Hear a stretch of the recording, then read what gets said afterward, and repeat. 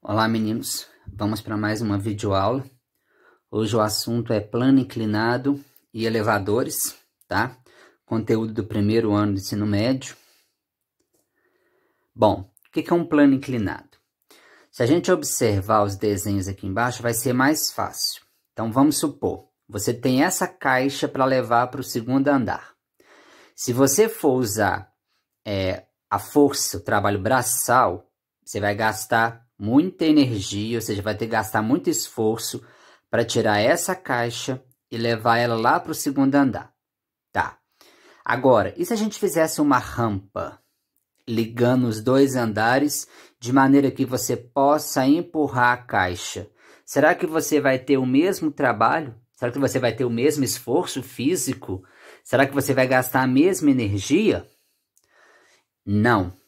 Quando você faz essa rampa, você vai gastar menos energia, vai gastar menos força, menos esforço físico, tá? Então, plano inclinado, pessoal, é isso. É quando você vai deslizar algum objeto através de uma rampa. Então, a gente fala que essa rampa é um plano inclinado, tá? Agora, a gente tem que observar quais são as coisas, os fenômenos, quais são as forças que aparecem quando a gente vai deslizar, empurrar alguma coisa, tanto para cima quanto para baixo, num plano inclinado, tá? Então, vamos lá. Dadas as duas trajetórias abaixo, em qual delas é mais fácil carregar o bloco, né? Obviamente, na trajetória inclinada, pois no primeiro caso, teremos que realizar uma força que seja maior do que o peso do objeto. Só para você tirar o objeto do chão, você tem que fazer uma força maior do que o peso dele. Já no segundo caso, devemos fazer uma força que seja maior que uma das componentes de seu peso. Nesse caso, a componente horizontal que terá uma intensidade menor conforme o ângulo formado entre o plano inclinado. Então, esse ângulo que está formado aqui também interfere no esforço físico que você vai gastar para fazer a força aqui, tá, gente? Então, por isso, no nosso cotidiano, usamos muito o plano inclinado para poder facilitar certas tarefas. Então, vamos lá. Quais são as forças que aparecem no plano inclinado? Bom, então as forças no plano inclinado. Então, vamos lá. Eu tenho um plano inclinado aqui com um ângulo θ que eu não sei, que pode ser 30, 45, 60 graus, não sei. Por enquanto, não interessa esse ângulo aqui. Aí, o que acontece? Essa caixa, ela pode acontecer com ela alguns fenômenos. Ela pode ficar parada. Aí você vai falar, mas como que ela vai ficar parada?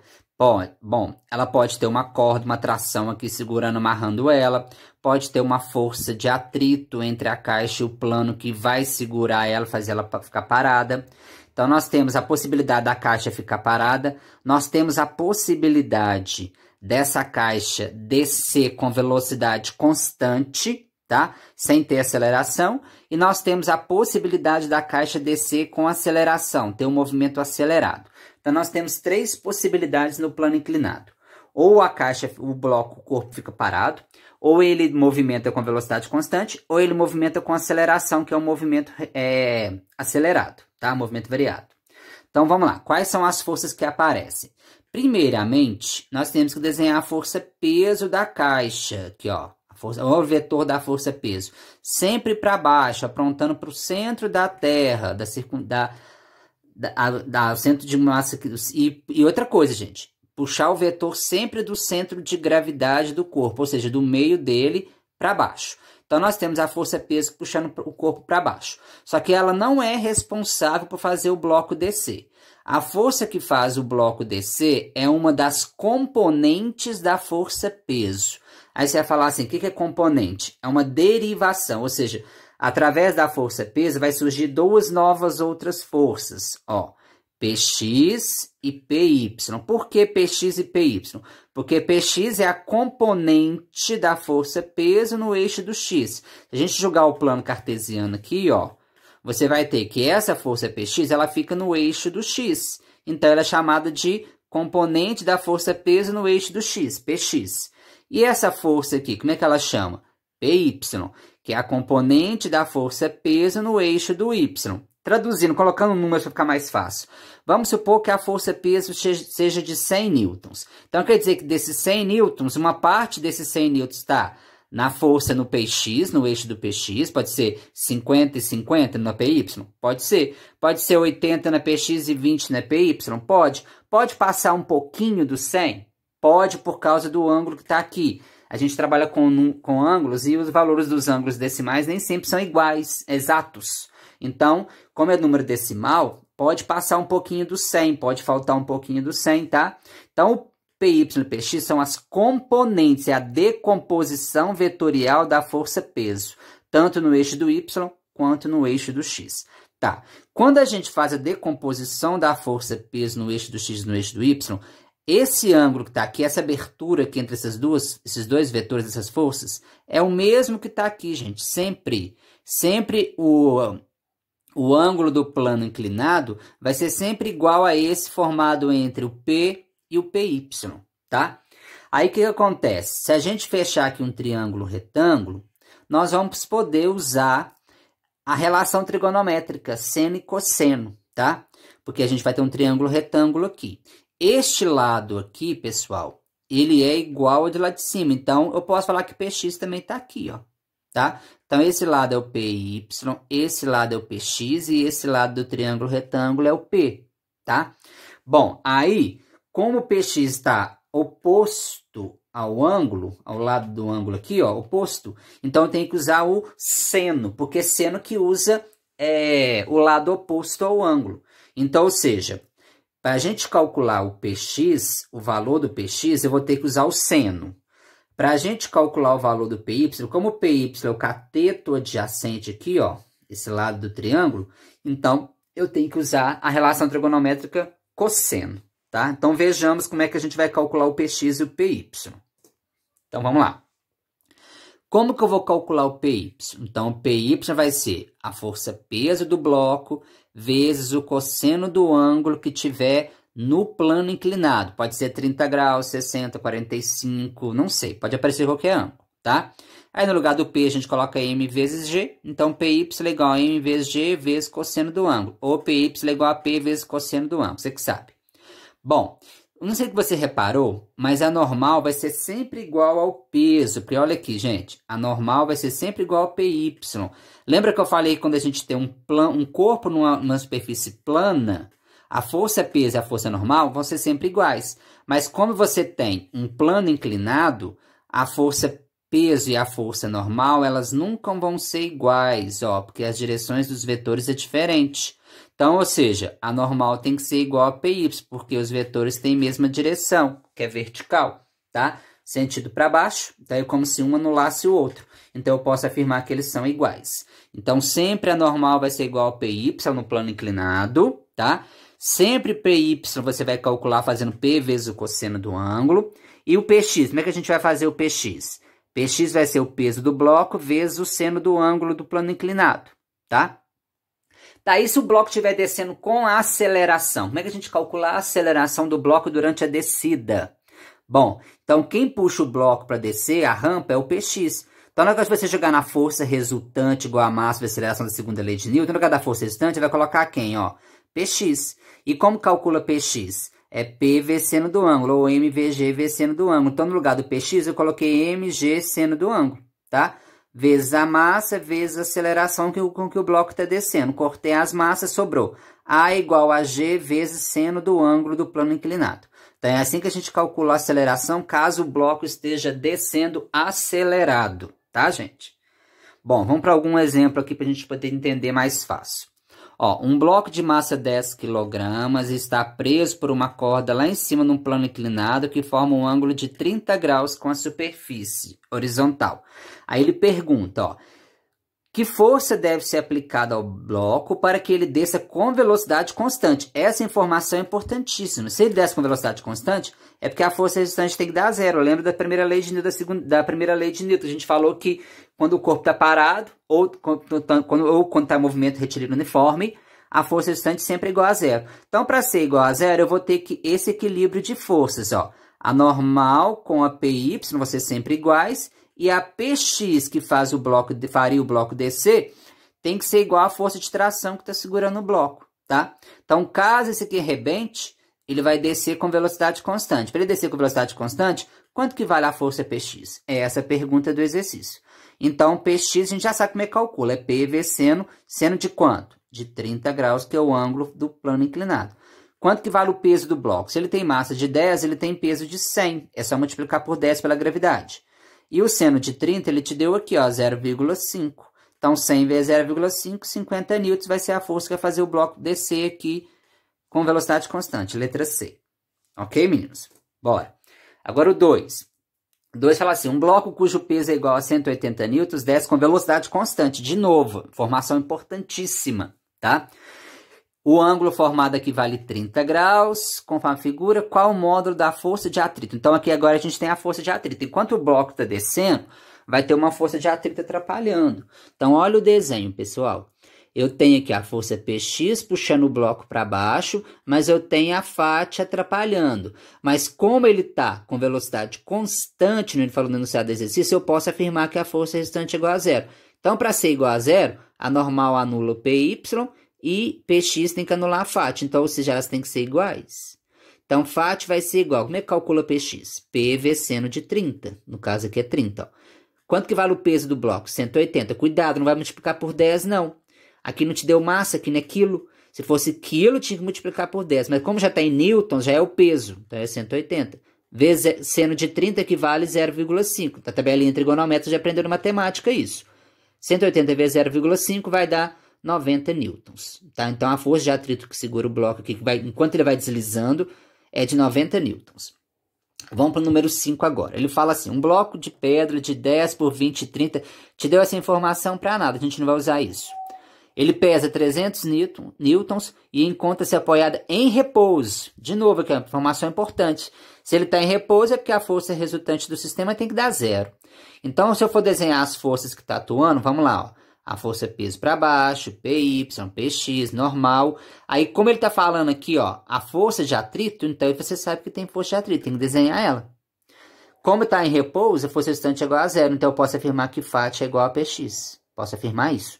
Então, FAT é igual a P vezes seno de 30, porque aqui é 30. O peso, 300, não precisa multiplicar por 10, já está em peso. Seno de 30 é 0,5 e 300 vezes 0,5, 150. Então, letra C, tá? Um outro exemplo agora. Esse aqui agora vai ter aceleração. Ó. Um corpo de massa M de 10 kg, ele está apoiado num plano inclinado de 30 graus em relação à horizontal, sem atrito. Ele é abandonado no ponto A, distante 20 metros do solo. Tá? Então, 20 metros do solo seria essa altura aqui. Mas a gente não vai precisar usar ela, não. Bom, aí ele falou para mim, determine qual é a aceleração com que o bloco desce o plano. Então, gente, quais são as forças que vão ter? Ó, tem a PY, tem a PX e tem a normal. Como ele não falou nada de força de atrito, a gente não desenha força de atrito para trás, né? Ele não falou nada disso, até porque ele nem falou que é... Né? Mas aqui no caso ele falou que está sem atrito, então você não tem que desenhar, lógico. Bom, então como é que a gente calcula a aceleração na letra A? Já tem uma fórmula da aceleração. A igual a G vezes seno do ângulo que θ que está aqui. Então, vamos lá. Então, A igual G, que é a gravidade, vale 10. Como o ângulo aqui é 30, que já falou para mim no enunciado do exercício, o seno de 30 é 0,5 ou 1/2, tanto faz. Então, 10 vezes 1/2 dá 5 metros por segundo ao quadrado. Essa é a aceleração que o bloco desce. Agora vem a letra B. A letra B fala assim, qual que é a intensidade da reação normal? Ele quer saber quanto que vale a força normal que pressiona a rampa, né, o plano inclinado, enquanto o bloco está descendo. Então, vamos lá. Como você já sabe que a normal sempre é igual a PY, independente se o bloco está parado ou está com movimento, independente disso, sempre a normal é igual a PY no plano inclinado, gente. Então, vamos lá. Então, para a gente calcular a normal, eu faço PY. E como é que a gente calcula PY? É o peso vezes o cosseno de 30. Então, vamos lá. Peso não é massa vezes a gravidade? Peguei a massa do bloco, que é 10, peguei a gravidade, que é 10, e o cosseno de 30, que vale 0,8, ou raiz de 3 sobre 2. Aí você vai multiplicar. 10 vezes 10 dá 100, vezes raiz de 3 sobre 2, né? Então, 100 raiz de 3 sobre 2, você pode simplificar. 100 com 2 dá 50 raiz de 3. Então, a resposta é 50 raiz de 3. Pode deixar assim, pode colocar 50 raiz de 3, você que sabe. Ok? Vamos lá, vamos para o próximo. Agora, no esquema representado na figura, o bloco C tem massa de 0,5 kg. Ele está em repouso, informação importante, porque aí a força restante é igual a zero. Ele está em cima de um plano inclinado, né? O ângulo é 37 graus. Aí ele está amarrado por uma corda aqui, ó. Então ele não está descendo. E não há atrito entre o bloco. Então a gente vai desenhar a força de atrito, não. Quais são as forças, então? Vou desenhar PY, PX, normal e atração na corda. Qual é a atração, então, exercida pelo fio? Ele quer atração. Como o bloco está parado, essas duas forças têm que equilibrar. T igual a PX. Então, se eu calcular o PX, automaticamente eu achei a tração. Como é que calcula o PX? PV seno de 37. Então, o peso vale 5, porque se a massa é 0,5 vezes 10, então é 5. E o seno de 37, ele me deu aqui, ó, 0,6. Ó. Multipliquei, então a tração na corda é 3 newtons. Agora a letra B. Caso rompa esse fio aqui, ó, cortando esse fio, o bloco vai descer com uma aceleração. Qual o valor dela? Você já sabe, ó. Como é que calcula a aceleração? É igual a G vezes seno de 37. Gravidade 10, seno de 37, 0,6, então dá 6 metros por segundo ao quadrado da aceleração que o bloco vai descer. Bom, agora um outro exemplo. Ó. Na figura estão indicadas as forças atuantes em uma caixa de peso de 60 newtons, que sobe uma rampa áspera. Então, se é áspera, tem força de atrito. Com velocidade constante. Outra informação importante. Velocidade constante ou parado, sempre a força constante tem que ser igual a zero. Tá. Então, esse bloco está sendo puxado por uma força F para cima de valor 60 newtons e ele sobe com uma velocidade constante. Não tem aceleração, gente. Então, aqui não tem nada de desaceleração e nada de segunda lei de Newton aqui. Então, ele vai subir com velocidade constante, mas lembrando que você tem a FAT que está atrapalhando para baixo, ainda tem a PX para baixo. Então, para baixo aqui, ó, você vai ter duas forças, a FAT e a PX. Além da PY para cá e a normal que já está ali. Bom, nessas circunstâncias, qual é o coeficiente de atrito cinético entre a rampa e o bloco? Tá. Para a gente achar esse coeficiente de atrito, a gente vai ter que fazer muita coisa. Vamos lá primeiro. Vamos estabelecer uma relação seguinte. Se a força restante é igual a zero, é porque a força para cima, que é a F, tem que ser igual à soma da FAT mais a PX. Por que a soma delas? Porque os vetores têm mesmo sentido. A gente estudou isso. Então, é a FAT mais PX. O que eu fiz? Calculei o PX separado. PX é igual a P vezes seno de 37. Como ele me deu o peso do bloco, já coloquei o 60. E o seno de 37 eu tive que buscar na tabela trigonométrica, tá? Porque aqui na informação do exercício ele não te deu, mas na hora de fazer exercício ele te dá, gente. Aqui, provavelmente, tinha lá no enunciado, no caderno de exercício, essa tabelinha, tá? Mas então o exercício vai te dar. Então o seno de 37 é 0,6. Não precisa decorar isso não. 60 vezes 0,6, 36 newtons, que é a força PX que estaria tentando puxar o bloco para baixo, tá? Bom, aí eu voltei para cá, para essa relação. Como a força que está puxando para cima é 60, a FAT eu não sei, vou procurar. E o PX vale 36, que eu já calculei, 60 menos 36 é 24, então quer dizer que a força de atrito vale 24. Aí agora que eu tenho a força de atrito, vai me ajudar para achar o coeficiente de atrito. Eu vou jogar na fórmula da força de atrito que a gente já aprendeu nas matérias passadas aí, nos slides passados. Então, FAT igual a μ, que é o coeficiente de atrito, vezes a força normal. Aí você tem que lembrar que isso aqui é um plano inclinado, então a normal é sempre igual a PY. Aí eu tenho que calcular o PY separado. Como calcula PY? P vezes cosseno de 37. E quanto que dá o cosseno de 37? Tive que buscar na tabelinha também, 0,8. Então, 60 vezes 0,8, 48. Então, eu vim cá e joguei o 48 no lugar do N. Aí eu dividi, ó, 24 por 48, quanto que vale o coeficiente de atrito entre a superfície e o bloco? 0,5, letra D de dado, tá? Bom, espero ter ajudado a vocês no plano inclinado, tá? Na próxima aula agora eu vou fazer sobre os elevadores, como é que funciona um elevador, tá? Até mais, pessoal.